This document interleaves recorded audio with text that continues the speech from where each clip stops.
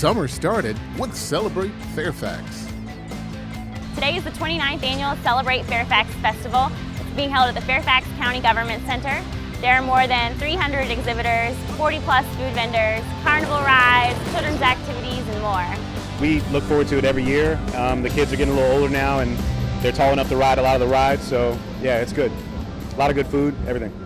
I just went on the roller it was the Cars ride. You ride slowly when you go straight, and then it goes fast when you go around like a turn like this. It goes really fast. This is my second year here at the fair, and I love it because it's like a local feel, hometown feel. You spend time with your family and the locals, so I like that feeling. New this year, we have added a sixth stage to our stage rotations, the artsfairfax.org stage featuring performers from the Arts Council of Fairfax County. We have the Northrop Grumman Cares for the Troops exhibit, which is bringing in more than 1,000 individuals and families from Fort Belvoir and offering military hospitality as well. We have a SciTech Center where we have interactive-based, science-based activities for children.